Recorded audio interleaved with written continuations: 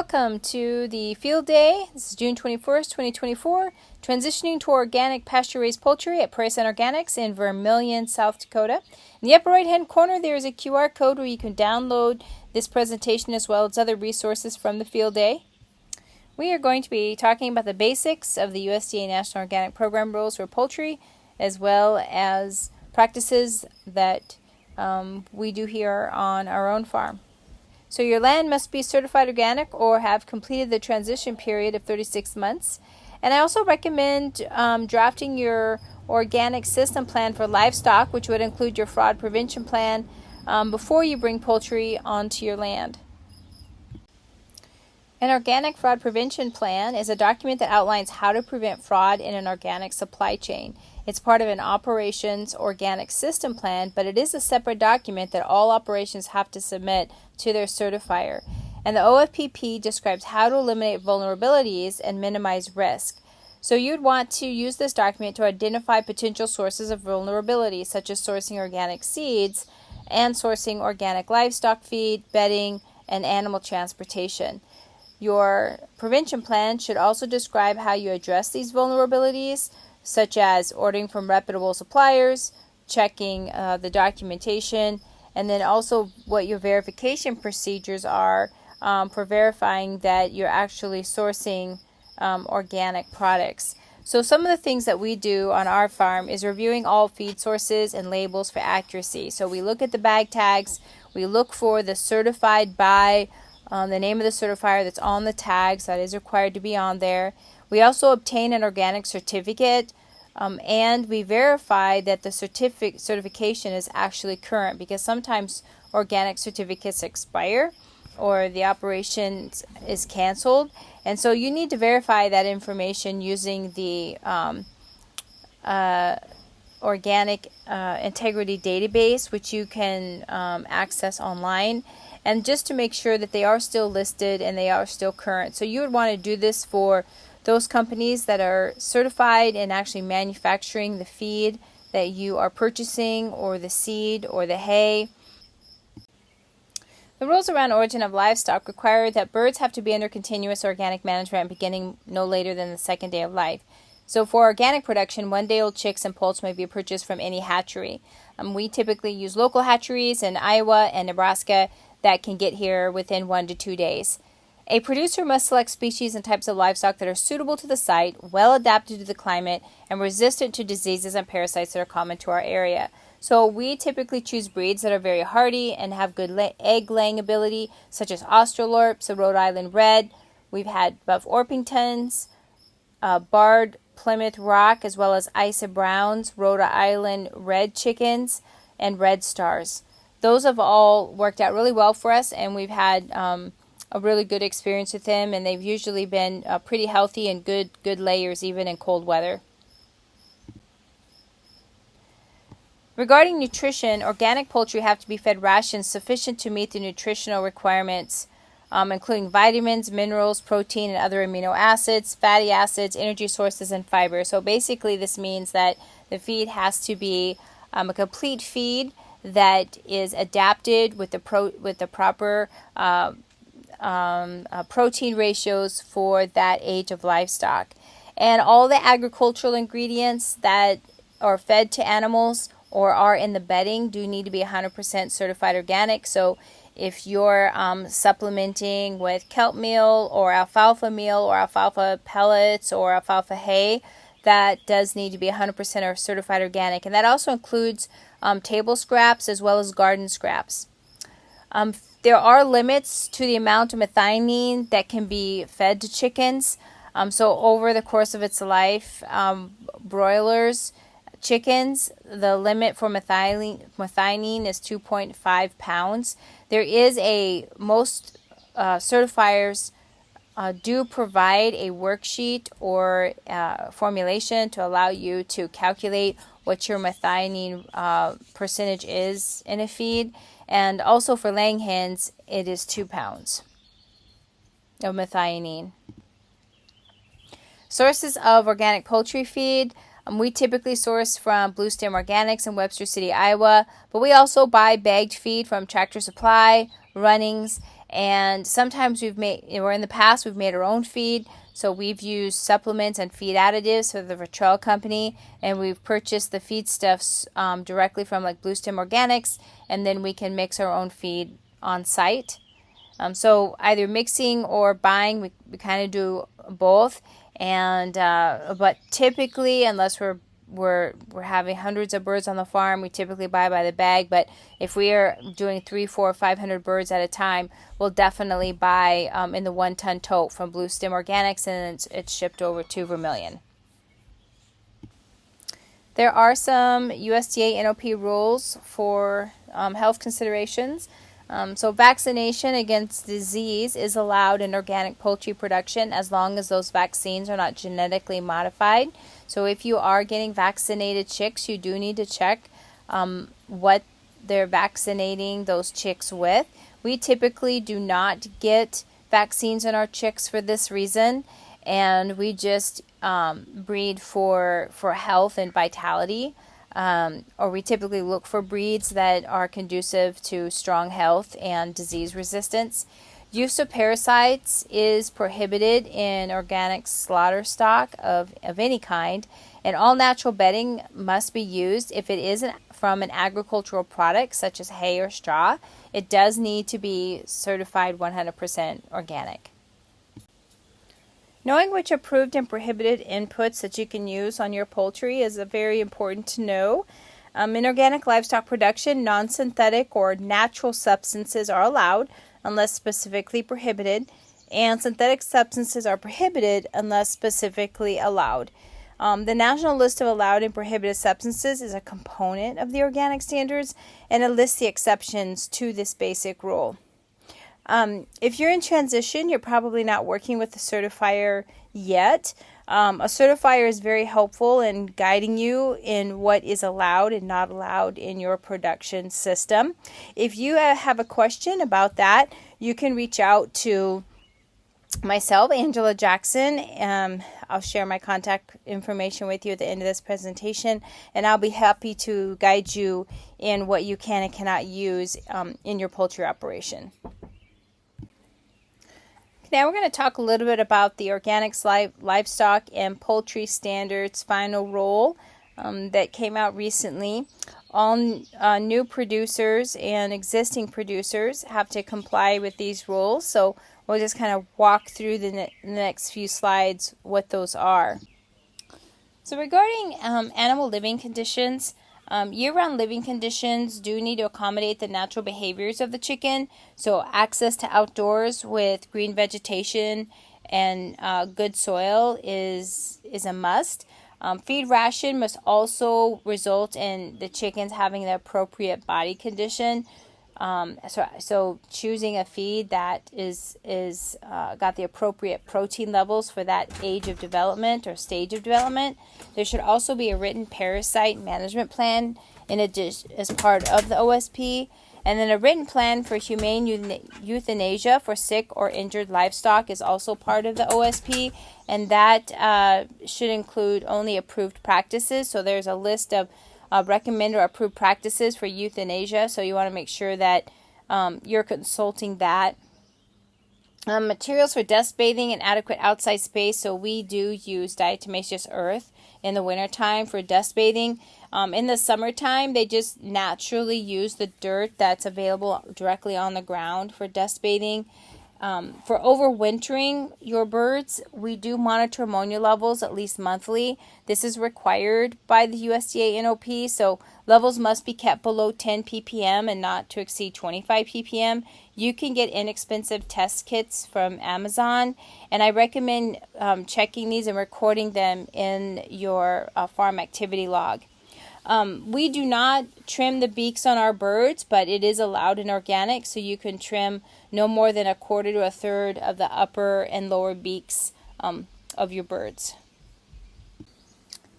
So we do have nesting boxes in our mobile houses, and in those mobile units we do have perch space. So the organic rules require that there needs to be 6 inches of perch space per layer, and you can include the rails in front of the nest boxes, and all the birds do need to be able to perch at the same time. If you are putting litter in your nest boxes, they do need to be maintained in a dry and good condition. So you want to clean those nest boxes out on a regular basis. And then all birds must have access to areas, right on the ground for scratching and exhibiting natural behavior. And use of lumber that's treated with prohibited materials is not allowed to come in contact with the soil, the crops that you're feeding them or that they're on, or cannot come in contact with the chickens themselves. In terms of confinement, the organic rules do allow for temporary confinement. There are times on our farm when we do need to temporarily confine the birds. Some of those situations are inclement weather. Although we do keep our birds outside pretty much year round, we give them access to the outdoors. When it is like super cold or the weather is like below like 0 degrees, we do tend to restrict their outside movement a little bit more just to reduce frostbite on the combs, the ears, and the feet. If it's over 90 degrees Fahrenheit, we really haven't had too much of an issue with this. We run fans. When they go inside overnight, we could, or sometimes we do if we have access to electricity, put fans in there. But because the sides are open on the chicken units that we have on grass, there's good airflow through there, so we usually don't have too much of a problem. But when it comes to meat birds, I will say that once it gets over 90 degrees and high humidity, and those meat birds are like 4 to 5 weeks old, they do slow down dramatically, and we have actually put misters in there before when I think one time it got up to like 100 degrees, and we had misters out there because a couple of them were starting to exhibit like heart attacks and things because it was so hot, especially when there's no breeze. Broilers, to 4 weeks of age, we do start our 1-day-old chicks indoors until they're about 2 to 3 weeks old. Then we move them outdoors. Our pullets we put outside at the same, about 3 to 4 weeks. So once those birds have feathers, they're okay to go outside on grass. Other reasons that we would want to restrict them just would be like for safety or well-being. If there's an issue with their health. So one example that I can think of is predator pressure. So we did have some issues with a couple years ago with high predator pressure. And so for the safety and well-being of the birds, we did have to keep them in a lot more when we were not home and we weren't able to monitor the situation closely. Other reasons is, reseeding pastures. So it has happened in the past that we had to move birds off of pastures because they got winter killed and we needed to improve the vegetation or to establish vegetation in that area. And we have had it happen where birds got injured.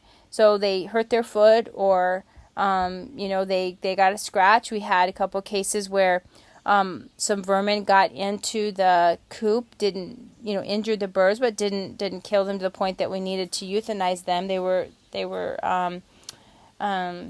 wounds that we could work on and heal them up. So we did. We isolated those birds and confined them while we were using, nursing them back to health. And then once they got healthy, we just banded those birds and marked them. So we use colored foot bands when birds are no longer organic because we've had to treat them with things like wound care products that aren't organic, or giving them antibiotics. We just save those back and we use those for personal consumption, and we band them with red leg bands. So there are people that free range their chickens outside. We have done that in the past, but we've also lost a lot of birds that way to predators. But some folks do like to use the electric netting. Like I said, we've tried the electric netting. We've tried the tractor method as well, and we just had a lot of loss, high loss with just letting the birds free range outside just because we have just so many wild animals. But there are stocking densities, so if you're running hundreds or thousands of birds on an acre, you do need to be aware that for layers, 2.25 pounds per square foot, and for broilers, it's 5 pounds per square foot, and for pullets, it's 3 pounds per square foot of So outdoor space. So you'll need to do the math on that. If you have a half acre or an acre of land and you're planning to run several hundred birds, you just want to make sure that you're within those limits. There's also indoor stocking density. So the one that applies to us would be the mobile housing. So in our mobile housing units, we ensure that there's 4.5 pounds per square foot. So most of our birds, when they go to butcher, are in that 5-pound range. So we're going to be, closer to 1.5 to 2 square feet per bird. Are there housing that we use, like aviary housing or slatted or mesh floor? Those would be 3.75 pounds per square foot. And then if you're using like floor litter housing, it's 3 pounds per square foot. So it just depends on the type of indoor housing you're using for your layers. Will determine what your indoor stocking density is based on the type of housing that you're using. So your indoor stocking density for your pullets is 3 pounds per square foot. And if you're doing broilers in kind of a chicken tractor system, it's 5 pounds per square foot. But like I said, when the broilers get to be about the weight for butchering, they are in that 5 to 6 pound range. So access to lighting, we do use a type of system that allows natural light to come into the buildings year round. One of the requirements in the organic rules is that natural light has to be sufficient inside on a sunny day so that an inspector can read and write when all the lights are turned off. Artificial light can be used. It's something we do not use in our operation. We rely entirely on daylight, but artificial light can be used up to 16 hours a day. Intensity though does need to be lowered gradually, and I would also encourage to be increased gradually to kind of model what a typical sunrise and sunset would be like to the bird. Okay, let's talk a little bit about transportation. We don't really have to transport our birds very far, but birds, there's 2 times in their life where they are transported. Once is when they arrive at the farm, when they're 2 days old. So they usually come by truck to the U.S. Postal Service office, and then we'll go there and pick them up, put them in our vehicle, and bring them to our farm. We have our own cages. We don't share cages, so these are dedicated cages for our birds that are cleaned in between batches. And then the other time that they're transported is when they come from the field up to the processing plant. So we use plastic and wood crates for these. We only transport birds that are healthy and fit. So if they have a broken leg or a broken wing, we're probably not going to process those birds. Our meat birds are taken off feed and grass 24 hours prior to slaughter. And in order for the safety and containment of the birds, we do place them in cages that are adequate for the conditions of that day, whether it's hot or cold, and then we stage them there at the back of the plant. And we don't load all the chickens up at one time. We usually do we'll do maybe 50 or 60, maybe 75, and put them in cages, and then we'll leave the rest in the dry lot, and then we'll just go back and get them. And so we don't just stack them up and let them sit there all day without water. So we try to stage them in batches throughout the day. In terms of processing and handling, we'll talk a little bit about that now. We do an on-farm simple whole product. So we sell an organic whole chicken, not cut up. We don't do any cut ups. And our chickens are part of our livestock organic certificate. So we do not have a separate certificate for processing and handling. We did in the past. That is completely up to the certifier and up to each individual whether they want to be, if they're going into this and they're going to be doing their own processing on farm, you will need to check with your certifier if they require you to have your own processing and handling certificate in addition to your livestock organic certificate. So typically with your certificate, you're going to have 3 areas listed on your certificate: crops, livestock, and handling. And they'll say on your certificate the products that you're eligible for. So it may say, chickens for slaughter, or laying hens for slaughter, or whole, packaged birds. that will be all listed on your organic certificate. In order to sell eggs and meat as organic, they have to be handled in an inspected facility. So whether or not that is certified or not on your farm, like again, if it's part of your handling certificate, that's up to you. But it does need to be inspected by an organic certifier prior to using that facility and making the organic claim. So we do process our birds on farm. We use a plant-in-a-box concept by David Schaefer. We process or can process up to 400 birds per day with 4 people in our processing plant. It is a semi-open shipping container, which means the shipping container is open on one end. It's 9 foot wide by 40 feet long by 10 foot high. And we've got all our equipment in there, and we use that, and it's great because we used to do it out in the field or on our driveway, and in bad weather, if it was raining or storming, that was a real problem for us. So by being able to do it in this way, it's great because it allows for airflow, and it also gives us more of a contained area with 3 walls that allows us to process even in inclement weather. We do use the Featherman processing equipment by David Schaefer. So he has a great line of equipment that you can access at feathermanequipment.com, and I'll talk a little bit more about that in the next slide. And then we do have a walk-in freezer for long-term storage of a large batch of birds. So our equipment inside the plant-in-a-box concept, we use 8 kill cones with a catch basin, and we also have a 4 chicken rotodunker, but we can do 4 to 6 small chickens in that. We also have a drum plucker that will do 4 to 6 chickens at a time. We have an evisceration table, shackles, a very large chill tank, and like I said earlier, a walk-in freezer. And that's all kind of packed in this facility that allows us to process several dozen birds in an hour. In regards to egg and meat handling, we do need to use USDA NOP approved cleaners and sanitizers. A lot of times your certifier will guide you in approving these products, but if you're in transition, you may not have a certifier that you're working with yet, and that's fine. You can always reach out to myself if you have a question on a particular cleaner or sanitizer. I can guide you in the right direction there on which ones are allowed. In our operation, we use chlorine bleach at startup, followed by rinse event, and we use chlorine bleach at the very end when all the birds are done and we're doing our final cleanup. We'll do a final chlorine bleach sanitation, and then we'll rinse it. We'll have a rinse event after it sits for 3 minutes.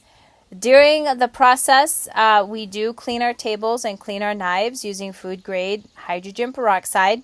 That is allowed. It is approved under the organic rules to use. And when we package our birds, we use new, clean, food grade packaging, and we use shrink bags. That's our last step that we do, which I'll talk about in a moment. We ensure that our water is clean. We use municipal water on our farm that's tested for coliforms and other types of possible contaminants. So we just download the report for, I think it's clay rural water, from their website. So they test every year, and we just use that. However, we have had water tested on our farm as well. So your certifier will tell you what testing that they require for water. Chilling, in our chill process, we do want to make sure that before we package those birds that their internal temperature is 40 degrees or less. And our goal is to get those birds to 40 degrees or less in 4 hours for a 4-pound carcass. And we use a big chill tank filled with ice, and that's how we usually do the cool down. Meat and eggs do need to be stored at less than 40 degrees, and labels do need to be approved by certifier before they're being used. So if you're going to use the USDA NOP logo or claim, you do need to be certified to use that. That is a controlled claim that is registered. So you want to make sure that you're checking with your certifier before you just slap a label on your package. I have had it happen before where there was a mistake on the label, and it was a very costly mistake. I ended up having to reprint all the labels, and I lost about $500. So please make sure that when you're going to print your labels, that your certifiers looked them over really well, issued you the approval, and given you the go-ahead before they go to print if that's what you're going to be using. And then, of course, with your labels, you want to make sure you follow all federal and state labeling guidelines. South Dakota does not have poultry inspection guidelines, so you'll probably want to follow the federal guidelines if you're going to be processing under the exempt rule, which I'll talk about in another slide. The organic, our on-farm meat labeling, I'll just talk a little bit about how we do that. So we label on-farm using a Hobart scale labeler, and I love that machine. It allows us to put the certified by claim on it, so certified by MOSA. Our name, address, and phone number, our safe handling instructions, the lot number. So we use a Julian date or pack on date for our birds. It allows us to do the net weight, the price per pound, total price, and then also we put our organic status as well. It allows us to put the organic status for the birds, for the chicken, right on that label. Our on-farm egg label is just general. We have a food label machine that allows us to print a special label on paper that's made for food grade packaging. And so we put our egg dealer and license number on there, as well as our lot number, which is going to be our Julian date plus the year. And then our name, address, phone number, certified by MOSA, and then the USDA logo, and our product description, as well as the organic status. As I mentioned earlier, there is a producer-grower 1,000 limit exemption under the federal rules. You can use exempt, it's PL 90-492. And what this does is it sets up to 1,000. Poultry can be sold in commerce, intrastate, as long as it bears a safe handling instruction. So for shipping containers, when distributed intrastate commerce, instead of all the required features of a label for inspected product, you can just do the processor's name, address, and the statement exempt, PL 90492. So if you're interested in doing just up to this 1,000 bird limit, you can do that under this producer-grower exemption in the state of South Dakota. I want to talk a little bit about cost, because we do have quite a few people that ask us, can I make any money doing this? And the answer is yes, if you price your product high enough. So we had a big price increase after COVID. We were at $3.75 per pound for a really, really long time.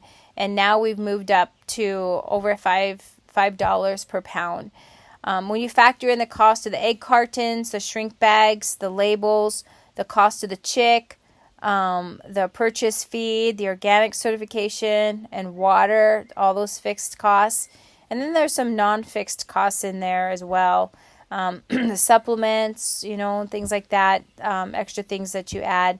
It does add up. So it's important to know your costs. So we do use a profit. We have a profit and loss for both our eggs and our broiler, a profit and loss worksheet.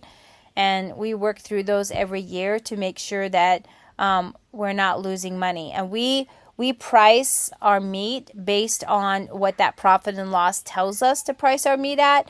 We try to do cost plus 30%. Sometimes we can do that, sometimes we can't. More often it's cost plus 25%. But you know what you need, and also this doesn't factor in labor. So, you're worth something too, so you got to pay yourself for all the work you put in.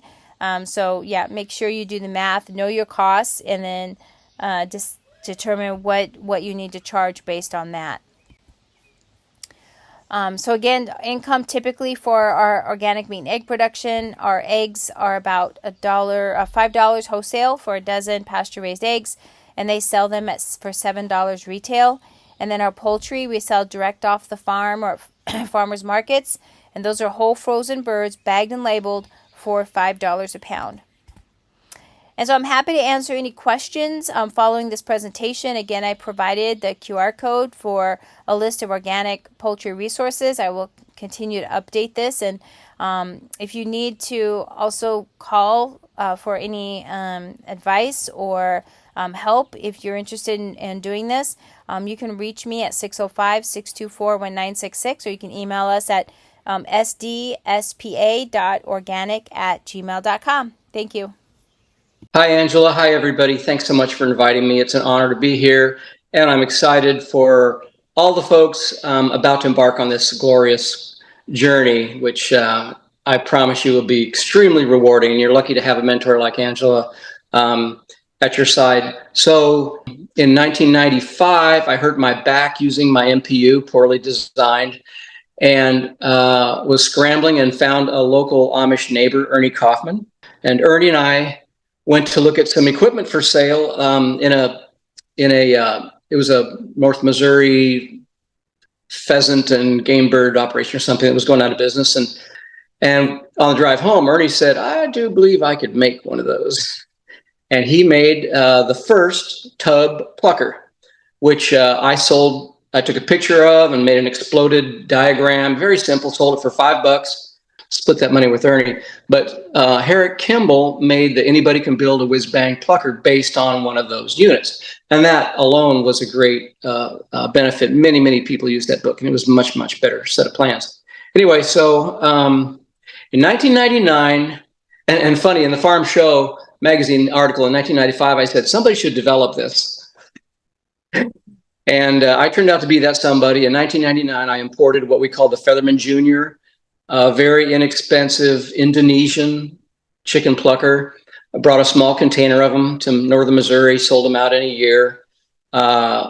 Very surprising success on that. So we went into manufacturing our own.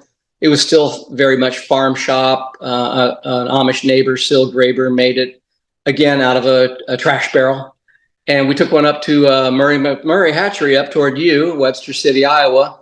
And they said, and at that time they were selling a $795 put together kit of a drum roller. I knew I could sell this automatic for 4-bird picker for the same price, basically.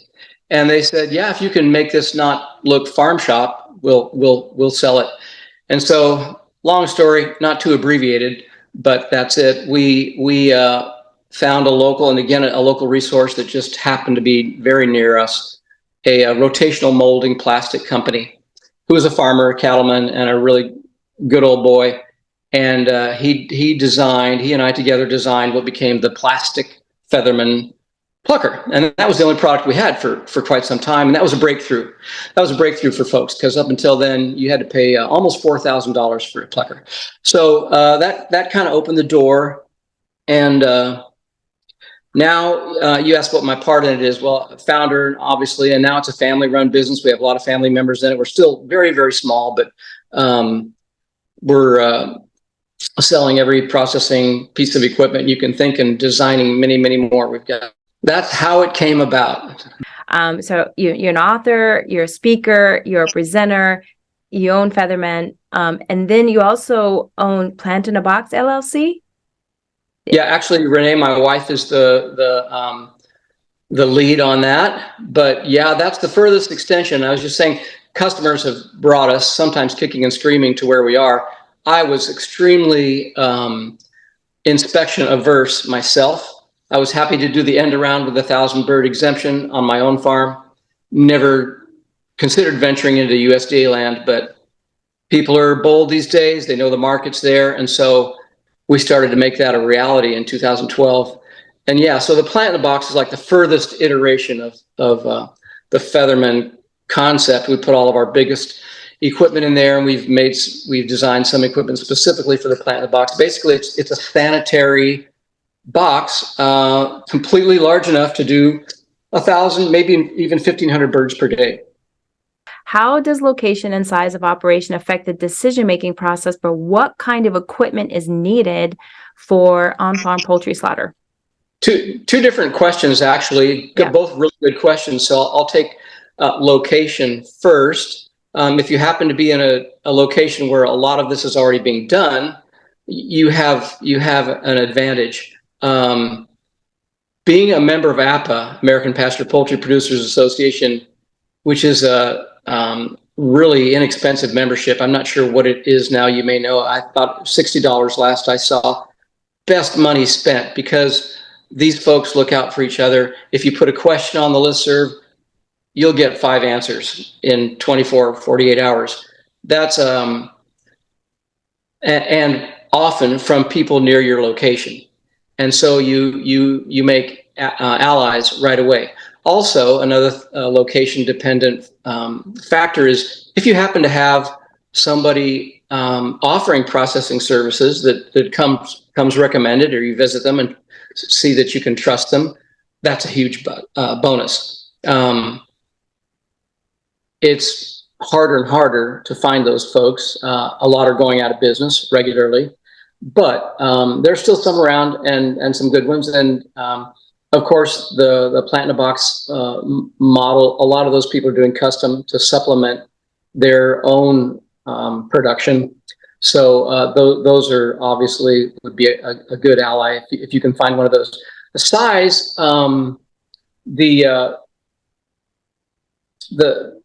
I always recommend organic growth, Angela, and you know, you and I both probably started off with a big pot, you know, and dumped our chickens in there. And I say that's earning your stripes. You know, that's really understanding how the scald process works, how to tell when a chicken is ready, how to tell when you've under scalded and over scalded, all that stuff. I've got no problem with people starting with a turkey fryer unit for $69 at Home Depot. I recommend get 2 of them so that you don't have 20 minutes of downtime between warming up the water each time. You've got some hot water ready to put in, and it's still for, you know, under $200, you've got a scalding system that's going to work. It just requires patience and a thermometer or 2 and testing for feathers. So I have zero problem with starting small. I expect folks to start small. The scalder is the critical piece of equipment. They can buy a yard bird plucker now at any Tractor Supply for like $300 for the kit.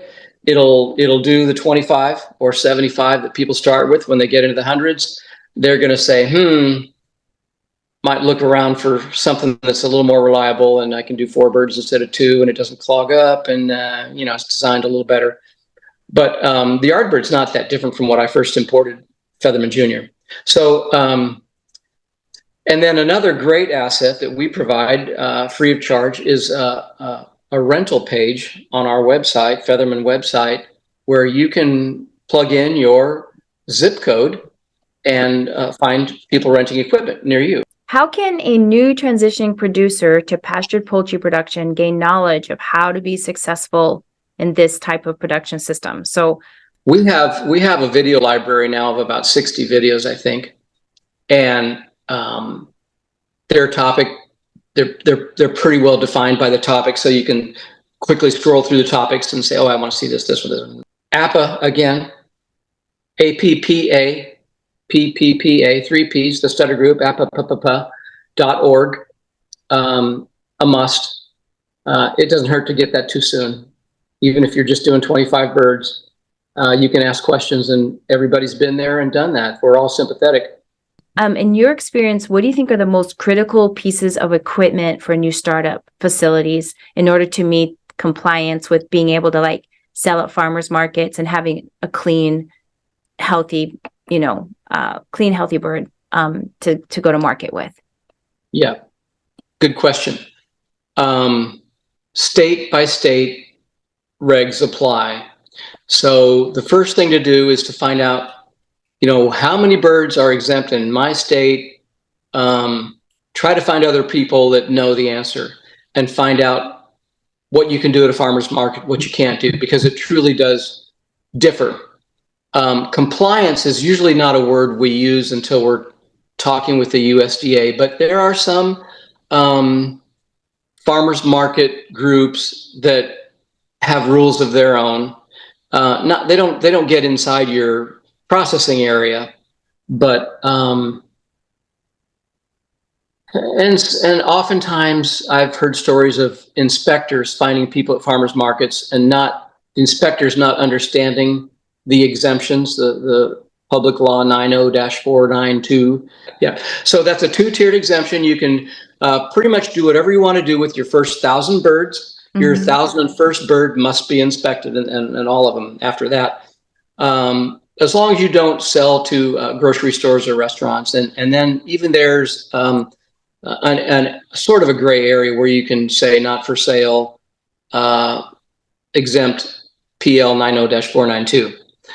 Find out about all that rigmarole. Most people, me included, when I was producing, 1,000 birds is enough to supplement your income. You make $5,000 net on 1,000 birds, but a lot of people see more potential in there, and of course there's a much bigger market now that's aware of pastured poultry and grass-fed meat products.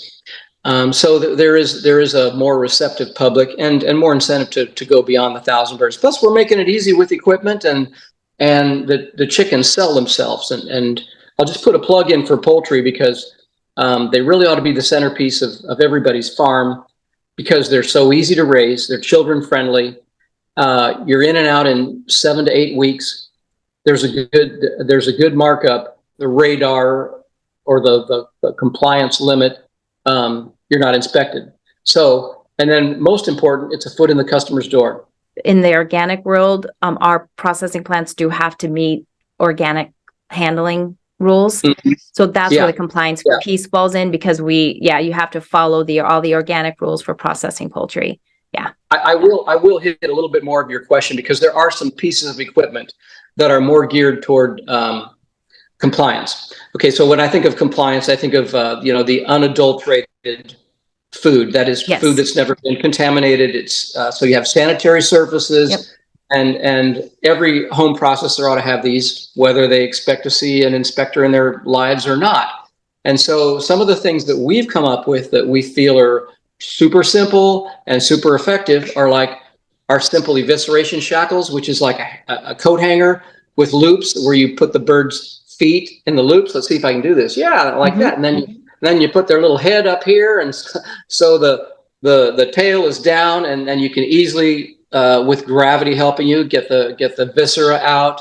If you make a mistake and stuff comes running out, it's only one bird. I mean, it doesn't go on any birds. It doesn't go on a table that affects other birds. So it's there's no cross-contamination, and most of all, it's user-friendly. You're standing upright, your arms are straight out, instead of leaning over a table and stressing your back for a few hours. So that's one thing, the evisceration shackle, and it's like $35. It's very inexpensive. We sell it in a pluck kit. It's just a shackle, a knife, and a cone. 3 basic things that we think would be good for beginners. And then the second thing I made note of was a long bleed out period. This is sort of new information to me. Again, as usual, brought to me by some great farm family producer processors, the Shields in O'Brien, Florida, Pastured Life Farm. They let me back up. Featherman has traditionally made our equipment to run in batches. So like our small set of equipment, we have a 4-bird plucker, therefore a 4-bird scalder, because those are about even, roughly a minute each, but it's more like a minute 15 for scald and maybe as little as 30 or 45 for the pluck. We'll say a minute, and then, so 4 and 4, and then our little kill stand holds 8 cones. Because bleed out takes 2 to 3 minutes. We've always given that much time. Well, the Shields have gone to 3 sets of cones, 3 times the batch size. So they do a batch of 8. They've got 24 bleed out cones. They put them on. They built their own on these big plastic barrels on that pivot. They call them the drums of death. A longer bleed out, 3 to 5 minutes. He says, for one thing, it gives head pressure to the system. So you've always got birds that are bleeding out. If a bird gets away and the catcher and cutter doing the sacrifice cut has to be away or go to the bathroom or take an important phone call or for some reason leave their station, it doesn't dry up the whole line downstream and keep 5 or 6 people from doing anything. You've got birds ready, and then they can catch up.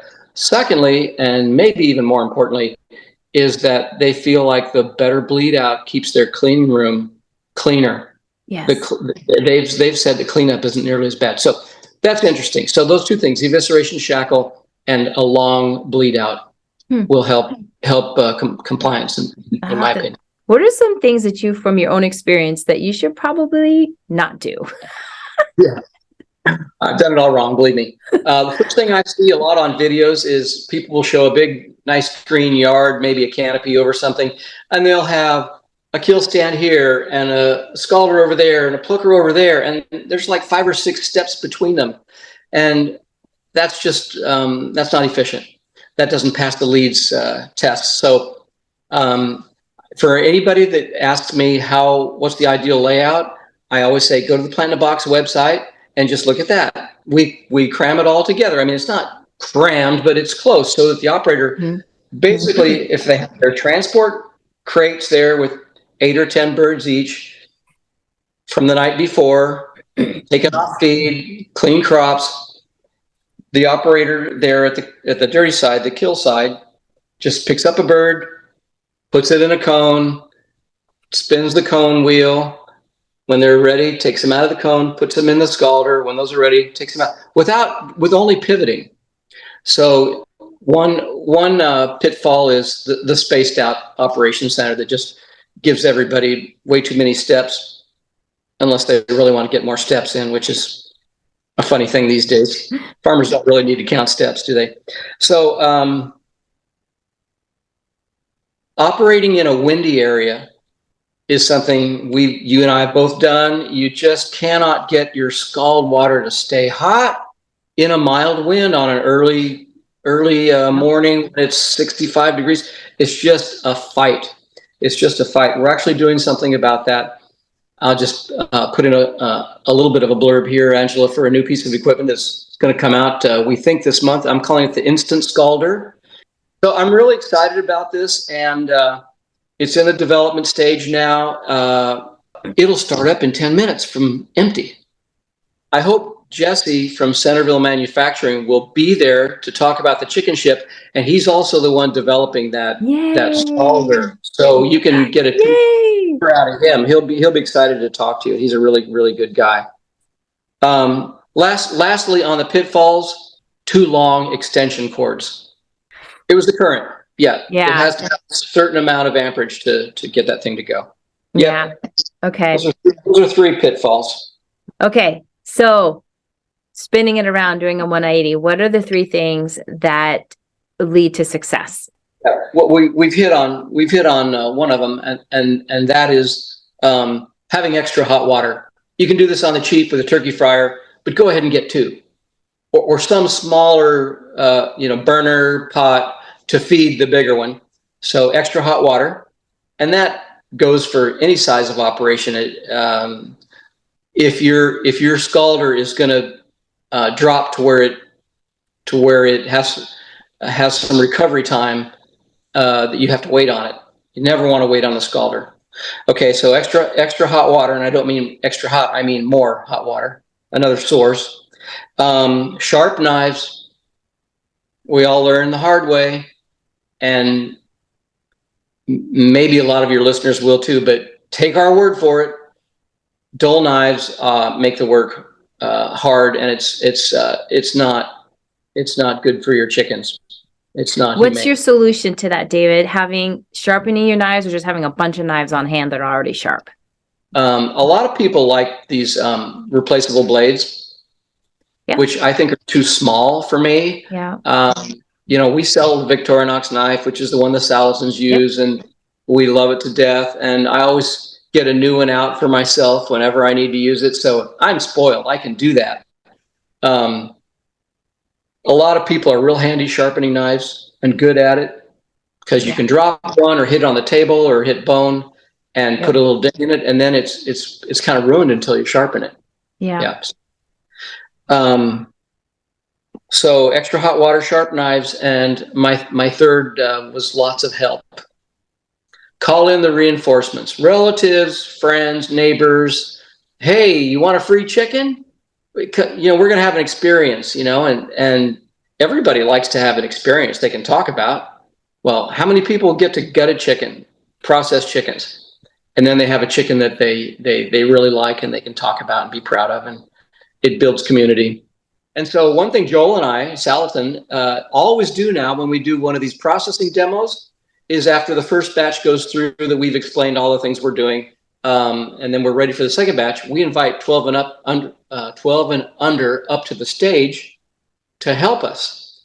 And it becomes a whole new demonstration because then the parents and everybody else are seeing the operation through the eyes of the little ones who are nothing but excited and thrilled about it. I know it takes a lot of water. Do you have concerns? I mean, a lot of these farms are on well water and stuff, or maybe they don't have municipal water supply. Does that play a part in it at all in your decision making? Or when you go out on site, how do you get access to the water? You hook up to the house and use the municipal water? I'm glad you brought that up. Really important. Potable water. You have to have, for your compliance, I should have had that in that question. You have to have potable water, meaning it's been tested by your local health authority and deemed without contaminants. We do not use a lot of water. I want you to change your thinking on that. We use 2 to 3 gallons per bird in a typical operation with our equipment. That, even at 1,000 birds a day, 3,000 gallons, that is off the radar small on any industrial use. Second thing, under the compliance setting, and most of the people listening to this, it won't affect them for a few years down the road, but don't call it wastewater. For poultry, it's rinse water. And this tidbit was given to me by a USDA consultant in the Missouri University. He said, don't call that wastewater, it's rinse water. You're taking the blood and the feathers out first, aren't you? I said, yeah, probably 99% of them. He said, it's rinse water. It's benign. There's no BOD, biochemical oxygen demand, basically. This is just for poultry, rinse water, 2 to 3 gallons per day. PIB owners that had everything ready to go, and the county just wants them to build a sewage treatment plant. Well, we ended up coming up with a solution, but you're right. That's complicated. So thank you for sharing that word of wisdom there. That's going to be important. Yep, I can't sugarcoat that. Every one of my customers has to deal with it on their own, and we just kind of say, it can be a black hole. But we do under organic. We do have to test our water, and we also have to submit the water testing results, a water testing report, to our certifier every year. Words of wisdom. First of all, I just want to express again my appreciation for you, Angela, and what you're doing there, what you've gone through, what you know. Your wisdom is valuable. I'm so thrilled you're having this event to share it, and thank you for inviting me. On the tip of my mind, I'll say it again, is this interview I've had with Joel. I will send you the link to it, and it springboards from the events and books and things that have happened that helped bring our effort of selling good food up to the national level. It springboards into what the possibilities are. And it's so exciting to me the way Joel sees it, because Joel is like this vector of this intersection of so much info coming at him, and he reads so much, and he's got really important connections, and he's always the visionary way out in front, and he sees all these trends. And again, I won't spoil him. I couldn't articulate him half as well as he could, but it's in this video, and it just almost makes me tingle with what could be. I mean, what could be if the 14 million chickens a day eaten in America all came from small farms, or even 1% of them, 10%. That's the blue sky above us. Consumers are still unaware of what goes on inside a fecal factory, poultry factory. They still think free range we're working on that. They still think free range is same as what you and I have raised, and so there's a tremendous rainbow of hope out there, and that translates into more customers and more good food, more community around food, more meaningful work for families, more children growing up with responsibilities, a society that has a backbone again. I mean, it's all just good for the soul, isn't it? Yeah. Yeah. Yeah. And getting the children involved. I love that piece of it. That's just a big part of what we're trying to do is get the children back on the farm and get the children involved in caring for the animals and understanding where this comes from. And that's an important piece of this too. So thank you, David, for your time. Amazing as always. I love listening to you. I've never had the chance to really talk with you in this way, but thank you so much for the time. And we are so looking forward to the new things that you've been talking about coming out. So.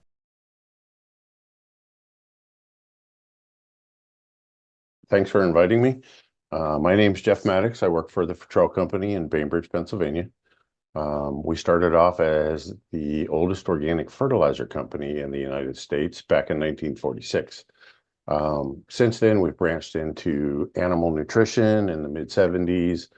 My functional role here is an animal nutritionist, and I've worked closely with the pastured poultry producers, APA, since 1996. So I'm now considered a dinosaur in the industry, but we help folks all over the country, actually all over the world, develop feed formulations that are suited for their region. So based on their climate, based on what's locally available, grains, proteins, things like that.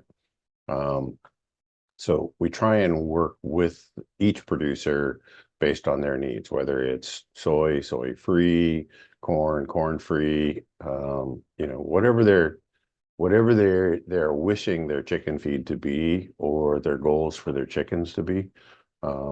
We're very flexible and adaptable. So here we're providing insight to feed formulation, proper nutrition. We also help with on the management side, helping people, be more efficient. We help with their health issues from an organic standpoint only. I have no clue how to use an antibiotic. Everything we do is with herbs, herbal or homeopathic type remedies. So we, because there hadn't been those companies out there to help the organic producers and the pasture poultry producers, we've had to learn the health aspects, how to manage things in a different way than the commercial industry. Yeah, thank you, Jeff. I know I've taken advantage of those monthly calls that APPPA offers, and they've been I've participated in those and found those really helpful when you have Ask questions. APA is awesome. Yeah. So we'll be talking more about that. So a lot of the participants here are probably new to this, and they haven't been involved in organic pastured poultry before. And I know in my own experience, feed is your feed source and the type of feed that you feed is critically important to the success of your operation. So I'd like to speak to the meat birds first, because that's more complicated, and you can kind of mess it up if you don't are not feeding the correct ration. So maybe talk about what are some considerations or some things you need to think about when you're feeding birds on grass and then for meat birds. So even though the birds are on grass or not on grass, the modern genetics for like the Cornish cross, or even if people are doing the Freedom Ranger or some of the like one-offs from commercial birds, these birds have now been bred. The backgrounding genetics are so high that starting these chicks, the first 14 to 21 days, that starter feed needs to be at least 22% protein. And there's no room in that feed for extras or fluff or least cost ingredients, because in organic, we're limited on how we formulate that feed to achieve amino acid levels. And so the organic standards say, okay, you can only add one amino acid, which is methionine. You're only allowed to put 2 pounds per ton. So when we're putting together those feed formulations, having the highest quality forms of protein in those feeds is going to be critical for the growth and development of that chick. So, like I said, there's no room in there for a byproduct or for a lesser quality type protein. You need to get in that first 14 days, those body functions are being set. The growth pattern for the chick is going to be set for the entire 8 weeks. That is the most critical period. You know, what we do after 3 weeks or 4 weeks when they're out on the field is not as important. Okay. What we do in that first 14 days, you know, we're setting the immune system, we're setting the growth rate, we're setting the appetite. So those birds, that feed in that first 14 days is absolutely critical. So that starter feed is going to be the most critical period. Making sure that you have, you know, the highest quality feed that is available to you. Spend a little bit extra, you know, in that starter feed. You need 2 pounds of starter feed for every chick that you start. Okay. So it's a relatively small investment. Then after that, you know, we can work with something local. We can work with something less maybe protein, less quality, but we can't. In that first 21 days, we can't. Okay. Your success will hinge on that first 21 days while those chicks are in the brooder. So just pay attention to that period of time, right? And, you know, work with a professional, work with someone who can guide you through this to make sure you're getting the right nutritional levels. As organics become more popular, there's more and more kind of startup, you know, self-made feed companies that really they're just shooting from the hip. They're guessing. They're not working with a nutritionist. They're not really formulating feeds that are properly balanced. You know, they sit down with a calculator and a tablet and they put together their own feed formula. And look, I don't want anybody to have a bad experience. I want everybody to enjoy their pastured poultry. And, you know, looking for something local and cheap is not going to be the right answer. Are there certain proteins that are better than others, Jeff, when you're thinking about your feed choices?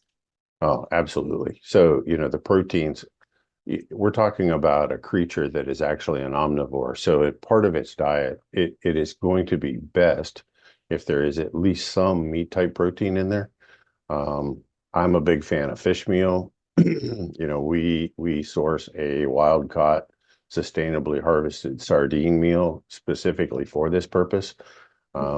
It balances out those amino acids that the bird needs, you know, to be really productive, performance, healthy, right? So for sure, I want a meat type protein in there.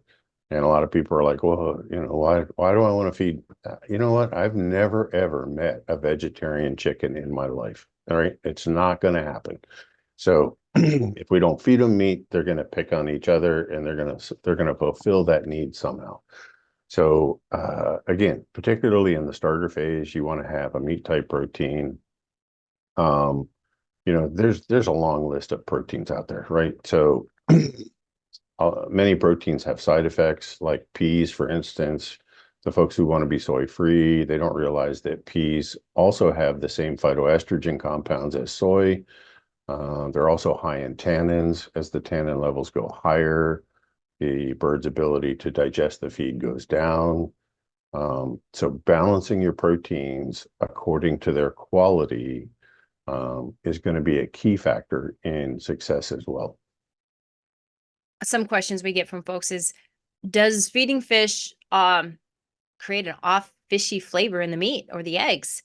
It can. And if you feed above, so for egg producers, if you're above 3% of the diet, 60, 70 pounds per ton, you can detect a slight smell and off flavoring of fish.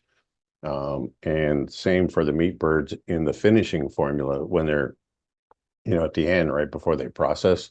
If we do not remove the fish from the diet or have it at too high a level, the dark meat can carry through with some of that fish flavor. And unfortunately, I'm one of those 1 in 100 type of people who can actually taste that fish in the meat. So what I've learned is when it's fresh, I don't taste it. The longer it sits in the freezer, the stronger that fish flavor will become. All right. So, and in my household, my daughter and wife, they would eat the breast meat, and I eat legs, thighs, and wings. But I've noticed in the thigh, the darker meat of the thigh, I can smell and taste a small amount of fish in there. Not everybody can taste it. Not everybody's taste buds are exactly the same. So, but yeah, that is true. You can't run to the end. You can't finish a bird on higher levels of fish meal, or you will have complaints. That is true. So it's fine to have the fish meal during the early stages of growth, but maybe not in the finishing, like the last week or two of finishing. Right. Okay. I mean, ideally, you want to do a step down. So, like Okay. in a starter feed, I like to have 5% of the diet is fish meal. Then, as a grower feed, I'd like to have 3% of fish meal. And if we can do something to finish the bird, that's different for folks who have that flexibility to have a finisher feed. I would take it out in the finisher feed. We're stepping up the carbohydrates anyway. If people don't have that flexibility, something that I learned years ago is after week 5, even a Cornish cross, which doesn't have a whole lot of intelligence, still has an instinctual ability to diet self-select. So they could continue using their grower feed or even their starter feed.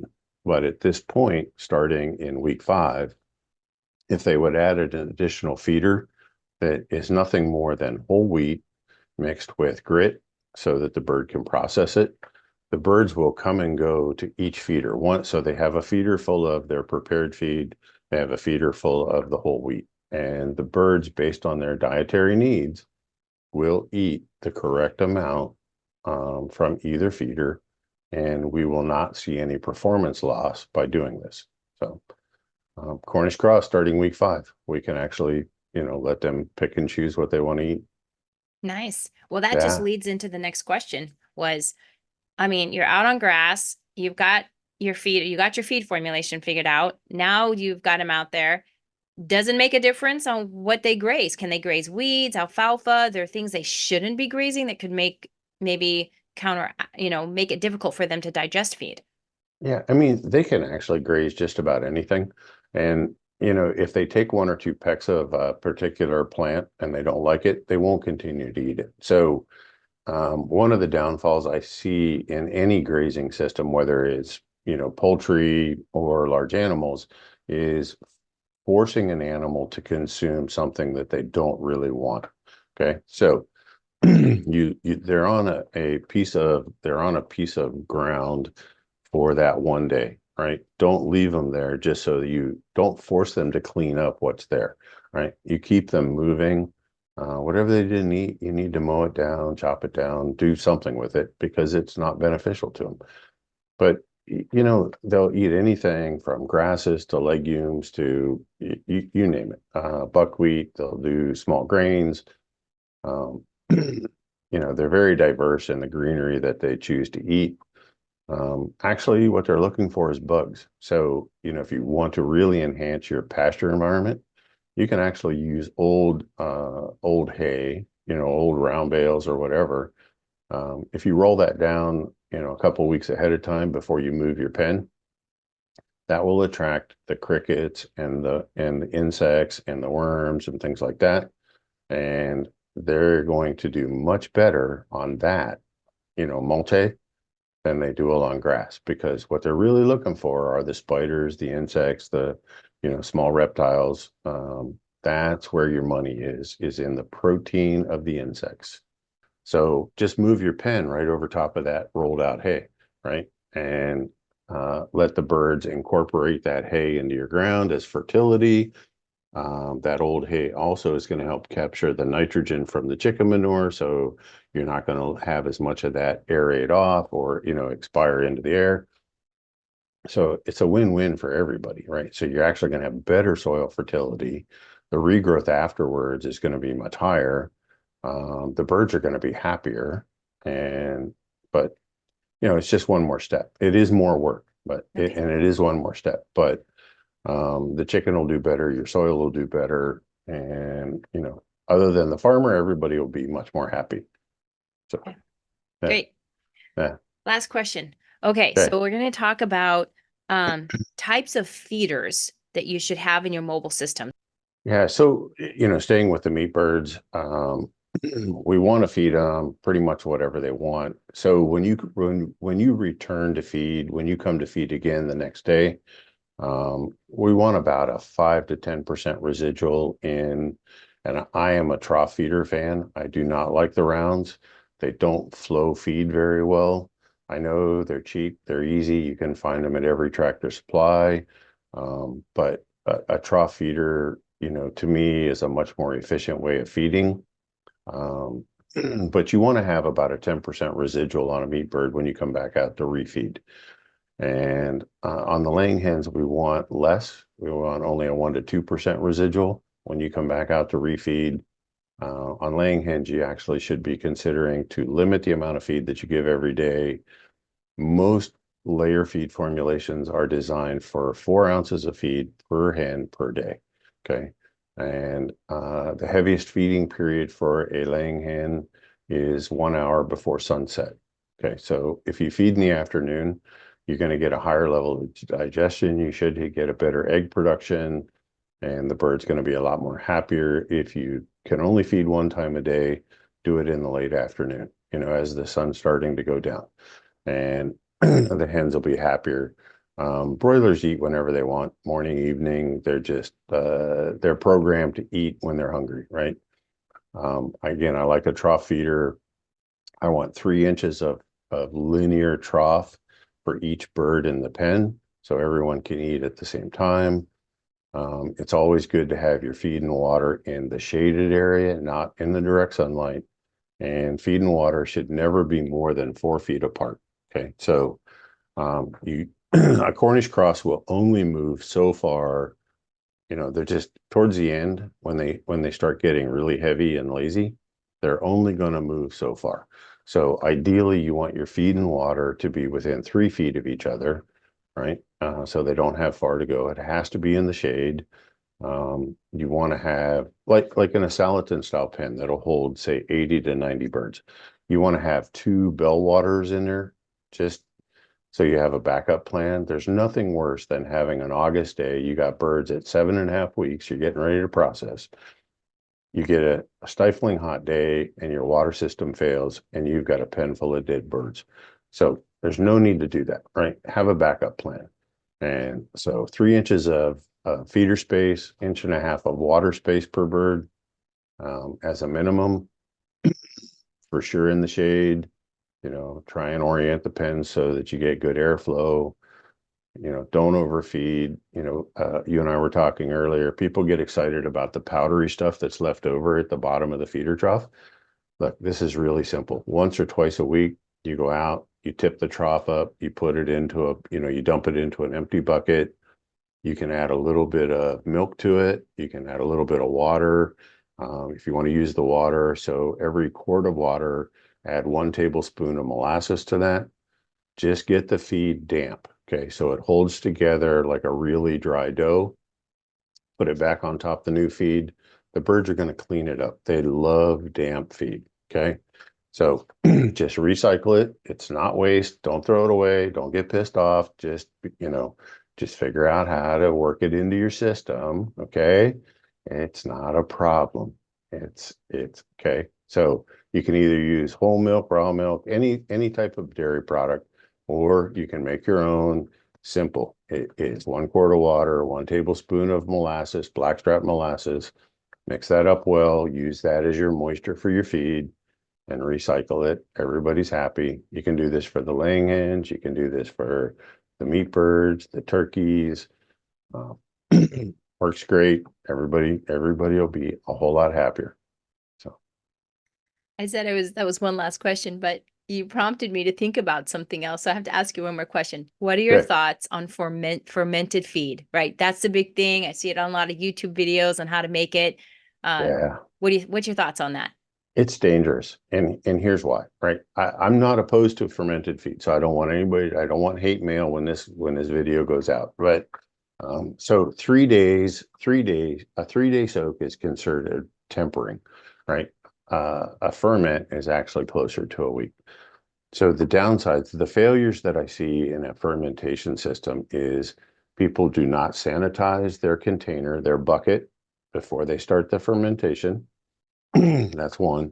Two, they don't put like a cheesecloth or a cloth over that bucket to keep outside air or outside bacteria from entering the bucket to get a bad fermentation. If they do it right, fermented feed is great. But I'll honestly tell you, in the field trials that we've done here for Trail, we saw no reduced feed intake. We saw no improved weight gains. Those are our field trials here. I know other people have seen other things, and I'm not going to take away from their findings. But for the added labor involved, we did not see enough of an increase in performance, health, or other to justify the additional time of doing the fermentation. So should we feed probiotics? Should we add probiotics, or how do chickens need probiotics in their diet, extra probiotics? You go to the feed store and you've got all these fancy, probiotics, prebiotics. Yep. What's your thoughts on that? Well, yeah, yes and no. Yeah, I'm, Fertrell's been, we were one of the pioneers in feeding probiotics starting in the mid-70s when all the other feed companies laughed at us. What do you need probiotics for, right? The animal does all their own and there's no need for added. Now everybody has them. But so a good feed formulation or a good feed period is already going to have those added. Like, folks that work with me and they're using our vitamin mineral premix, those those probiotics are already added. Right. So trying to recreate those through a fermentation process or by adding more, you're not going to see any additional benefit. I mean, I know in ours, we've got more than enough probiotics added already to the vitamin mineral mix that adding more, you're not going to see any benefits, right? That you're kind of wasting money. Read your ingredient tags. And if you're not seeing those, lactobacilluses or streptococcuses, if you're not seeing all those long probiotic names and they're going to be at the bottom of the ingredient list, if you don't see them, keep looking for feed because they're not being added. Somebody's cutting corners. You also want to read that ingredient list. If you don't see kelp meal in that label, then you need to keep looking, right? So kelp meal is a really critical part of organic, nutrition. So, and that's another service we do here. If people want to take a picture of the feed that they're feeding, the tag, and if they email it to us, we're going to be honest with them. Yeah, that's good feed. No, it's not. This is what it's missing. This is what we see. We're simply going to advise them. It's not going to be a sales pitch, nothing like that. We want everybody to be successful, right? We don't want people to quit. We don't want people to get disheartened with the whole system. So, we offer a lot of services here. And like I said, we want to keep everybody grilling chickens because it's awesome. I mean, it's very therapeutic. There is nothing better than watching chickens on a Saturday afternoon with your favorite beverage. Nothing. They're hilarious. Do you guys do any like conferences, workshops? I know you guys attend a lot of conferences. Yeah, we used to do more, and then COVID turned everything upside down, unfortunately. So actually, there's a completely free resource to folks if they're into the whole YouTube thing. I work with a couple of friends. We do a live stream every other Thursday night, 7:30. They're all pre-recorded out there. So you can go to YouTube, you look up Poultry Keepers 360. Okay. And it's everything. It's breeding, it's starting chicks, so if people want to start breeding their own chickens, things that they want to look at. We've done multiple nutrition pieces, we've done multiple management pieces. There's a lot of good stuff out there on YouTube. The only conference that, lately that we've been doing has been the APA conference, and I can't say enough about that. If you haven't been to an APA conference, you're missing out. And, they're always, lately, they've always been in the Dallas area. So it's easy to fly into. It's a big hub. It's 3 days of camaraderie that is unmatched anywhere. And it's all about pastured poultry. So at every level, whether you're starting out with 25 chickens or you're doing 200,000, they're all there. So, Awesome. yeah. Well, Jeff, thank you so much. Valuable information. Thank you. Thanks for having me.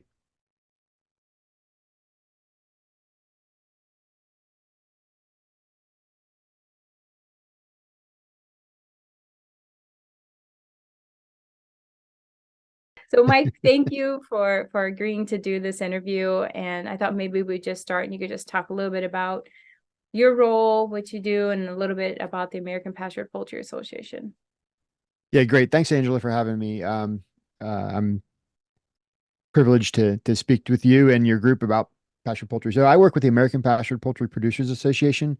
I've been there for, I don't know, a number of years now, but I currently serve as the executive director. And so our mission really is basically getting pastured poultry out to our farmers, whether it's through education, training, publications, resources, and just kind of helping our farmers be better prepared to succeed in this direct-to-consumer marketplace that is pastured poultry primarily. And we do that a number of ways. We do some print materials, some online materials. We do in-person events. We have a bunch of events going on this summer. It's kind of smaller regional gatherings. And we do an annual conference, which is going to be in Dallas, Texas in 2025 in January. I think 23rd to the 25 is our dates for that. And so 3-day conference. People come in from all over the country. Usually get a couple people from Canada and other places, depending on the year. So it's really a nice mixer, and that's really kind of one of the things that makes APA really special. Is it's a mixing of perspectives from around the country and producers of different skill levels and experiences and insights and sharing that and being transparent. And so we like to trade those secrets that make people successful. How would people get involved with your organization? What do they need to do to sign up? Yeah, I mean, it's pretty simple. You just go to our website at appa.org, APPPA.org. There are 3 P's in our name and in our acronym. And there's a join button or menu right there on the top, and you just would go there. And membership is currently $60 a year per farm, and you get access to everything. So it's a really, really good deal. It won't stay that good of a deal for long. Well, there's a lot of value in there, but we haven't raised our memberships in probably 7-8 years. So. Yeah. And I appreciate that you profile your farmer members on that site as well. So I know that my farm, I think, is up there as well. So yeah, thanks for doing that. All right. Well, our first topic is grazing management. And a lot of folks have maybe in South Dakota, grazing chickens is not common. And so we've been doing it for a while on our farm, but I love to hear perspectives from others. And so I wanted to start out just maybe talking about how do you recommend managing grazing patterns to ensure the health of the pasture and the well-being of the poultry?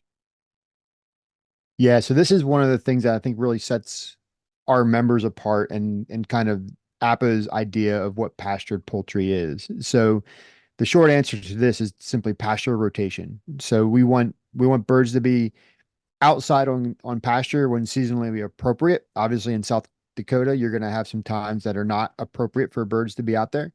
But when it is, the birds should be out on pasture, and they should be rotated frequently through the pasture.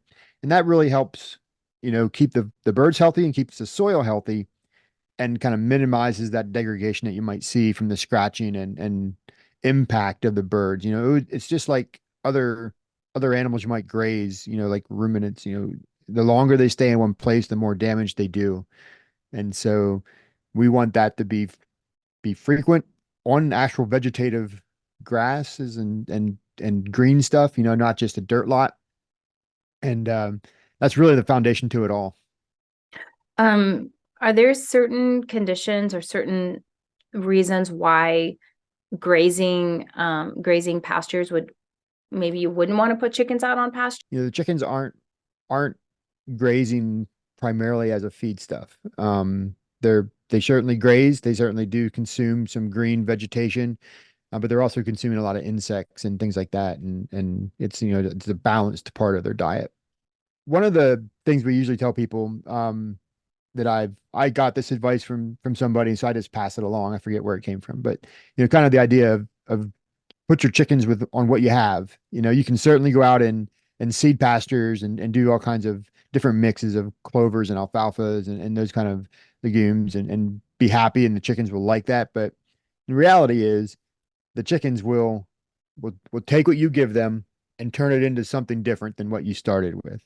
And it's really as simple as that. I've had some stuff here right behind my house that was really, really, just marginal, real, not even a lot of topsoil, but you run it through there, and in a couple passes, a couple years, it just changes. The grass becomes more vibrant, and you start seeing differences, and you start seeing species of things pop up that weren't there before, like clovers and stuff. So start with what you have and go from there. Yeah. I have to ask this question. It's not on the list, but I have to ask, what are your thoughts on grazing chickens behind cattle? I've heard and seen some research papers of how great it is for parasite control, because they tear apart the cow patties and eat all the stuff out of it. Great Yeah, for bite control. I think there's a few layers to that. Obviously, that's one of the things when Joel reintroduced the idea of pastured production, this outdoor model. He was a multi-species, or is a multi-species grazer. And so those laying hens are coming in behind the cattle and the other ruminants for doing exactly what you say, the breaking up that manure load and helping with some parasite control. And the same thing with meat birds. You bring them through your pastures, they're going to fertilize that ground that then will grow grass that you can hay, or you can graze off then with your sheep or your cows and stuff. And so it fits perfectly. And I think the idea that there's an economic advantage to it as well. You're stacking enterprises on the same land, and anytime you can do more things on the same land, it's better for your bottom line, and you can kind of work those systems together rather than just being strictly a hay field or strictly a lot where you graze cattle. So what are some key considerations when designing or selecting mobile housing for pasture poultry to ensure optimal bird health, productivity, and safety? Really, housing systems are really, really simple. When we're talking about pastured housing systems in particular, they need to be movable, right? Because if you can't easily move them, you're not going to. And the whole foundation of a pastured system is movability, getting the birds from one point to another. And then you really need to think about their living space, protect them from the environment and from weather, right? You see a lot of stuff early on, especially with meat birds. You see it in the spring times in the edge seasons when weather is harsh or unpredictable, and people put these shelters out in the field that are really inadequate. They might have a roof on them and they're open on four sides, and that might be fine for July, but in late May or mid-May, when you can go fluctuating in 20 to 30 degree temperatures and get cold rains, there's not a lot of protection there for those birds. So protect those birds based on the weather that you expect in that season and the environment, and provide them the protection. There's no harm in giving your chicken tractor or your shelter sides. So just plan for the weather, plan for the environment, plan for the predators. Predators happen, and so you want to design a system that takes predators into account. And you also, when it comes to the farmer side of things, you want to look at how can I manage this house on a day-to-day basis? How can I do chores? How can I collect eggs? How can I feed and water? And what kind of efficiencies help me do that, along with what helps the birds eat? And then kind of along with that, I think of in terms of one of the most key things here is obviously is eggs with layers and keeping eggs clean. So that comes back to the management side of it. But there's some things you can do in the design of your house to keep those eggs clean, like roll out nest boxes or have really become popular in the last 4 or 5 years in the pastured poultry community. And it's awesome for keeping from eggs clean. Other things help too, like keeping curtains on the front of your nest boxes so hens are less likely to share space and stuff like that. And again, moving birds from one section to another on a regular basis, so they're on clean, fresh grass instead of downtrodden, maybe soiled paddocks. That they're in the soil paddock, they're tracking dirt back into their nest boxes, and that could trans that could be transcribed into their eggs and dirty eggs, and you have more labor to clean them. Whereas if you're on clean ground, they're starting from a better position with those eggs when they come out. So Do you recommend just building your own housing? Are there just options available for they can just go and get housing? Do you have any thoughts on that? so when I started, my model was Salatin. And so my mistake was building a shelter that was too heavy to move. Okay. So my second house I ever built was just a simple 2-panel hoop house. Really easy, tarped it 3 sides, and could move it easily with one person. And so that's how I started now. And that's how a lot of people start, just kind of finding a housing model and design for somebody that's out there and go for it. You can build it, especially, and it's pretty easy to build some when you're only talking, maybe a couple hundred to start, or maybe up to 1,000. You can get that done pretty easily. More and more as the opportunities grow and the demand increases for pastured poultry, there's a better ecosystem of equipment suppliers to complement that growing opportunity. And so you can purchase just about any size house that you need, whether you need something for 75 meat birds in one batch, up to a couple hundred, to even, 600-800 in some of the bigger ones. And layers go the same gamut. You can find different layer house styles that'll do a few hundred to, probably up to 1,000 in movable systems. So what you do depends on who you are. If you're the bootstrapper, kind of guy that likes the DIY, build it and get stuff done, you'll build it. If you have other things going on and you want to trade off time for money, and you can afford the capitalization to put in some of that infrastructure, then there's lots of good options out there to do that too.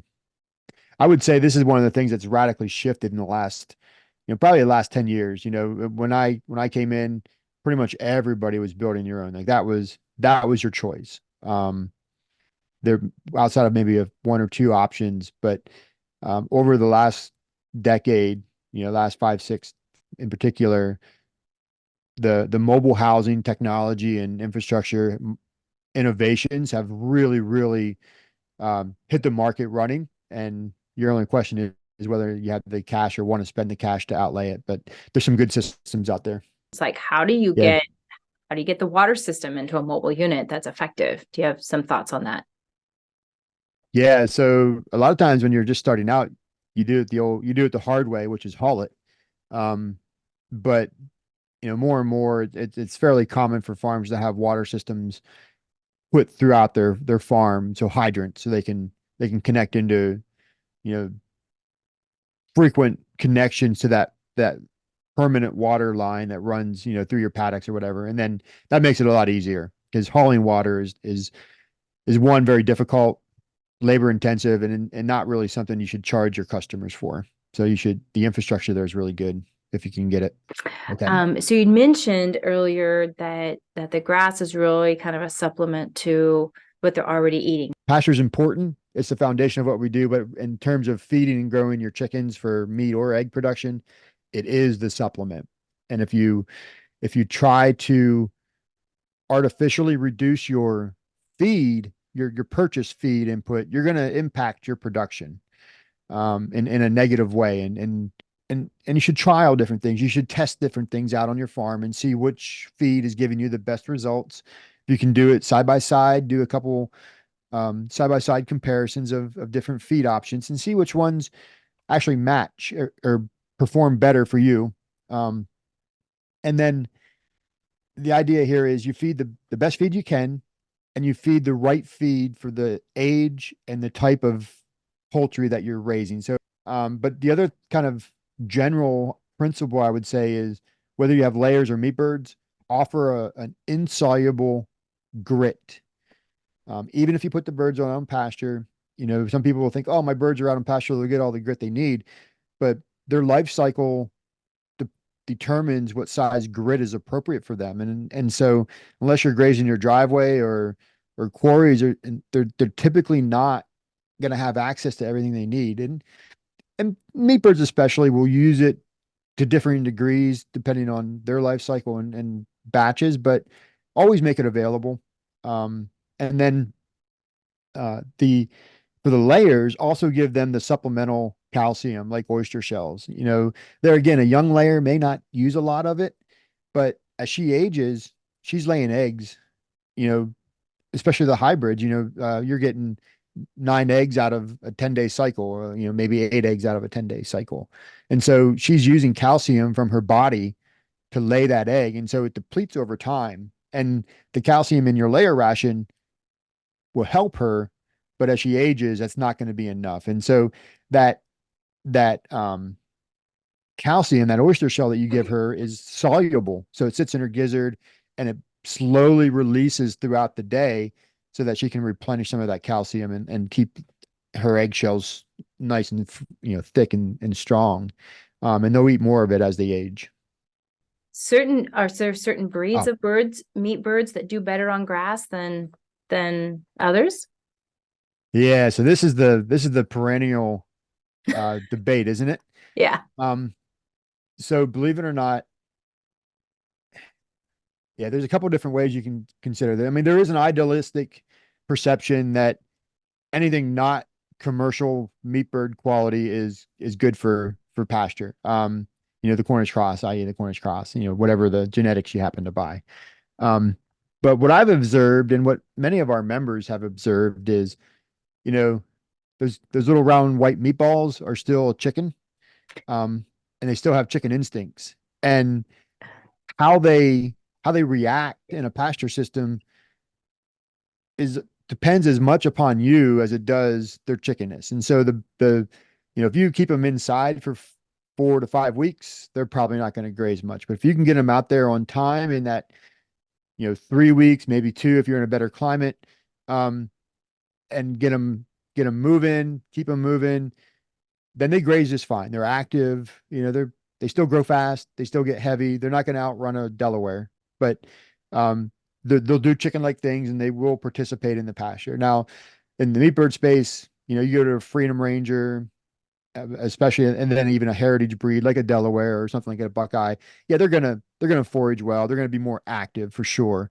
But I think the goal of which one you use depends on the goal of your farm. Are you selling heritage birds, and are you marketing what comes along with that, like maybe food sovereignty and preserving breeds and things like that? That's a different business model than simply producing pastured protein for the direct consumer market. They overlap, but you don't raise the commercial hybrids because you think they're the greatest thing ever. You graze them because they do a good job.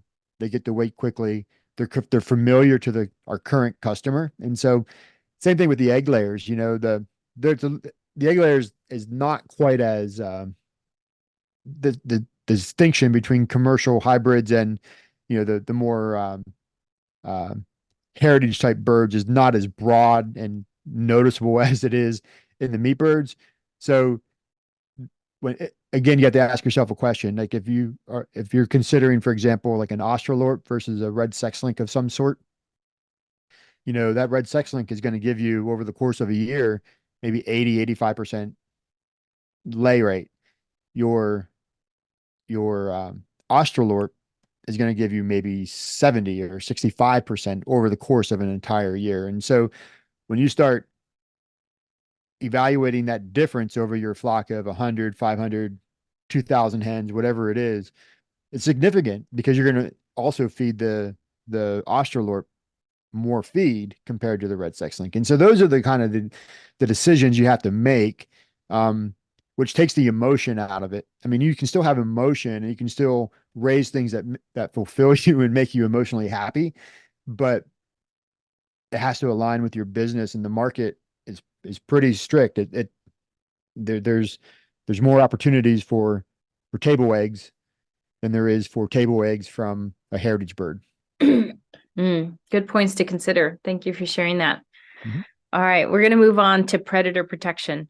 This is a big one for a lot of folks. I know myself, I've lost entire flocks to, surprisingly, you think you have a bulletproof house and that doesn't work. So what are the most effective strategies for protecting pasture poultry from predators while maintaining the benefits of being out on outdoor pasture? Yeah, and I think I might have touched on it a little bit earlier. Just plan for it. Don't be surprised. We get a lot of people that are surprised that a fox ate their chicken. Well, I mean, everything will eat your chicken if you give them the access, and even if you try to protect them, as you mentioned, sometimes it's still going to be the same problem, right? You're going to have a predator attack even if you plan for it. But start by planning for it. It starts with your pasture, I'm sorry. It starts with your shelter design, and the model that you use for your shelters. But things that seem to work well in no particular order here, I don't think.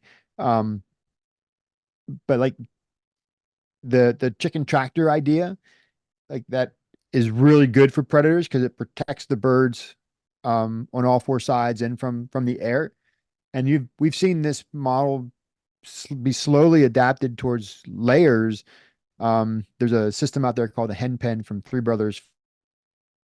It uses a mobile range coop style, something in the 20 by 40 foot range with a additional grazing paddock permanently attached to it. So when you move it every day, everything moves. And so you eliminate some of the net handling, but you give the birds that extra cover and a little extra room to get out and experience the pasture. And so those kind of systems are really effective for predator deterrence. Electric fencing works well, whether that's a permanent perimeter fence to keep out the ground predators, or it's that electric portable one that you set up and move on a regular basis. It's something that's often overlooked, like narrow paddocks. Like if you have to use an electric fence to create those temporary grazing paddocks, narrow works better than having something that's wide and square because the aerial predators, when they come in, they're looking, they're put off if things are narrow. They want that space to land, to glide in and attack, and so that's something. Guard animals is probably one of the biggest options that folks use, like dogs. Livestock guardian dogs are very popular in the pastured poultry community, simply because they're effective on a broad range of things, and including aerial. And so not every dog is chicken friendly, so you have to kind of do some research and buy the right dog. But other animals like donkeys would be good against the canine predators, and geese. They're not so much a protection as they are a deterrent. As a warning symbol, they will honk at everything and get everybody's attention and alert. And so some people have success with guard geese inside their flocks, their layer flocks. Another interesting thing is those infrared lights, solar lights that they charge during the day and they blink a red light at night. Then they're called night guards. I think is the primary brand that you'll find. A lot of our members will talk about that and use that. And there's a way to use those according to manufacturer's recommendation, which I would recommend following. And I've personally used those to some good success. And then think about cleanliness, like in your brooders. Are you, do you have and really, I guess everywhere, like just making sure high grass is cut down or brush is cut down, and you don't have a lot of things stacked alongside your brooder that could harbor like a rats and those kind of rodents and make it easy for them to live. Spilled feed, that kind of stuff. Not protecting the feed that you are storing from rodents and etc. And so those are just kind of some things you can run down through, but you realize that predator protection is a multi-layered approach. And sometimes the paradox here is if you build a healthy habitat through through your farming practices, you're going to actually increase the opportunity for your predator pressure, because out of that healthy habitat is going to attract the prey animals, and the prey animals will attract the predators, and your chickens will be part of that prey cycle. Um, so you just have to kind of plan for it, understand it, and realize that even though you're planning for it, you might still have a problem that you have to adapt and try to find a solution for.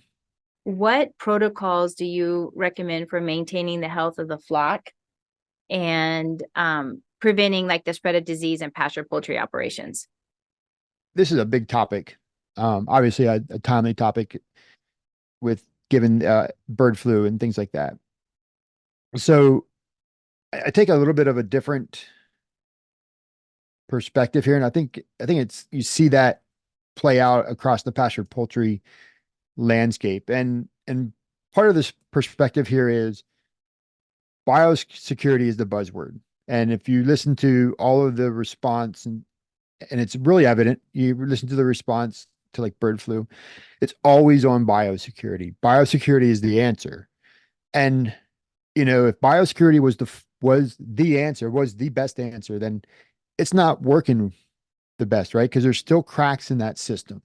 And we still have millions of birds this year alone that have now been decimated in this multi-year outbreak. And so I'm not saying that biosecurity can't be part of the solution. It's obviously part of the solution, but we start with a different perspective. We start with the idea that health starts with how you raise the birds, primarily environment and and feed and doing the best that you can. And so basically, we want to create a healthy chicken that has the best immune system it possibly can for when we put it out into an environment where it can be a rough environment sometimes, being on pasture, being outside. You have to deal with fluctuations in weather. You have to come in contact with other living organisms. And so just like you and I have the same opportunity, as we don't live in our living rooms for our entire life, making people scrub their boots before they come into I mean, maybe you do make people scrub their boots when they come into your house, but most people, you have people come in and out and you interact. And so chickens are the same way in idea here. And so we want to stimulate that healthy immune system. We want to rely on our pasture production. And so remember the idea of a pasture production here is to instill some health into our birds and into our pasture. And so moving your birds away from their manure into a fresh area frequently is helps them with their health, right? They have less opportunity to be in that dirt. Typically our farms have lighter stocking densities. Not only farm wide, like year wide, I mean, in terms of number of birds raised in a year, but even in a flock size, your meat birds are a good example. We're typically going to be half as dense in a flock of birds, maybe not quite half, but than a commercial flock of birds at the equivalent meat birds. And so I think that's an issue, right? That those things start to speak of stress and stress of the birds in their environment. And then don't use cheap feed. And I mentioned this before, use the best quality feed you possibly can get that doesn't have a bunch of fillers and that it isn't least cost rationed, which is just a technical term that means, a lot of times feed companies, large commercial feeds, even the mainstream bagged feeds you buy, they're going to have an ingredient list that's like 40 ingredients long. If you look at them, and that's because those ingredients can change. And they change based on the cost of the inputs. And so you're literally sourcing feed that is designed to be as cheap as possible at any one point, rather than being the best feed possible. And the argument there real quickly is, well, the manufacturers will say, well, we're meeting the chicken nutrition. And that's true. They're meeting the chicken nutrition, but do you want to meet the chicken nutrition, or do you want to provide the best nutrition possible for these birds in an environment that is not a controlled house, that is a rougher environment? which outdoor pasture is. Um, and then production wise, you focus on like ventilation in your brooders, making sure the air is good, feed quality, water quality, kind of in that order. Those are the most important things. Those air quality problems lead to all kinds of issues. Wet bedding, respiratory issues, will manifest itself all the way through your grow out time. So take care of that in the beginning. Like your most important time for your birds are going to be those first really 7 days that they're in the brooder and you're getting them started. But that brooding period is absolutely critical. And then once you have that figured out and you understand that perspective, then you practice the best biosecurity that makes sense for your farm and for your risk tolerance, right? Um, the things I just talked about are the production side of things that you don't get a lot of they don't get a lot of airplay from, the commercial chicken world. It's all about biosecurity, and I think biosecurity is the add-on to all these other things.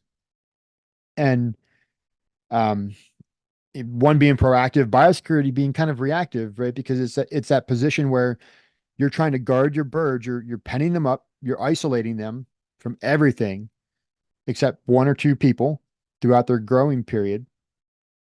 And you're trying to keep everything else out. Everything else is bad and you're trying to keep it out. And that's, I think, the challenge we have with our current model of biosecurity as the primary, as our lead in, right? And we try to keep our birds healthy. And I say I mean, like the conventional thought here is we try to keep our birds healthy by vaccinating them and doing this biosecurity thing.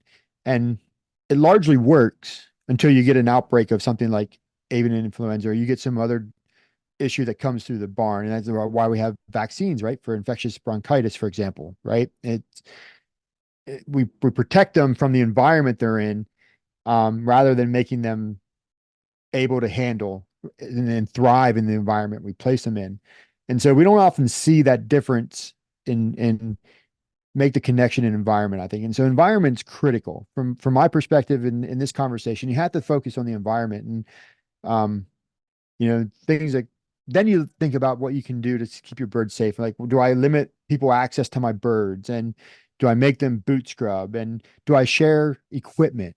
Do I clean it? Hopefully you do. I do a lot of pullets, and it drives me nuts to see like poop cake crates. I can't even say it, but have dirty crates. And so you think about those things and you do those things to protect the birds as an added layer to giving them the best immune system you can. Because when you think about it, you and I go through our life, we experience viruses and bacteria and sick people, and we don't always get sick, do we? Um, Sometimes we do, but a lot of times we don't. We're able to deal with it. And I guess one of the other things a couple practical things here, like this is not necessarily, it's kind of biosecurity but it's also kind of a foundational idea of production is all in, all out rotations with your birds. So if you're doing layers, for example, some people will mix their age of birds. I would recommend that you figure out a system that you can have, one age of birds move through your farm. And when you bring in the replacements, they're in a separate group. And there's some physical reasons for that, some stress reasons for that, for the birds' interactions with themselves. But there's also a biosecurity issue for there, because if you have a sick flock to begin with, even though they may not present these signs, there may be something there that you're not aware of. And so if you bring in a new batch of birds and put them together, now you expose the new birds to whatever the old birds had. And sometimes those diseases are obvious, sometimes they're not. So all in, all out, I think is a foundation there too. And then just being careful where you source your birds from. This is a biosecurity thing. And if you do have to bring in outside birds, like you buy pullets from somebody else, this is part of the all in, all out. You kind of want to keep them kind of isolated for sure from other things on your farm, just to make sure that everybody's everybody's working well together. And there's not any issues that you're not aware of. Hopefully you're buying from reputable sources, but it's still the same thing. You kind of keep them separate. So I don't know. That's, we think that if you say it in one word, it's kind of like, or one sentence, it's kind of like, do the things that got you here. Like you're raising pastured poultry because you believe it's a better way for the birds, and a better system for the environment. And so if you believe that, you have to hold on to that even in tough times of things like bird flu. And we have had pastured poultry growers who have gotten, bird flu and had to depopulate flocks, and some of the ways that manifested itself is pretty interesting. But so it's not, you're not immune to any of this stuff. But you want to put yourself in the best position you can. And I think that's to do the things that got you here. And the recommendation to put your birds, confine them through threats like these is obviously a personal choice, whether you do that or not. But it's the choice that, it's not a choice that most of our members make. You have these monthly calls with experts. Can you talk about that and how that might benefit some folks who are interested in this? Yeah, absolutely. So the second Thursday of each month at 8 p.m. Eastern, we hold a teleconference called Ask APA. So you use your traditional telephone, dial into it. It's 1 hour long, and we typically have myself and 2 board members kind of come onto that call. And the format's really simple, really low key. You ask us a question, and then we get a couple perspectives. We have a chance to talk about it for a couple minutes. Kind of that. One of the things you lack on the internet is the ability to have real-time conversations sometimes. And so this call gives you a chance to have a real-time conversation with somebody who has some insights about pasture poultry. And so that's really the key of it. We answer a dozen or 20 questions in a night, depending on the night and the type of questions. And yeah, it's real fun. We've been doing it now for, oh my goodness, a lot of years. Well, thank you, Mike.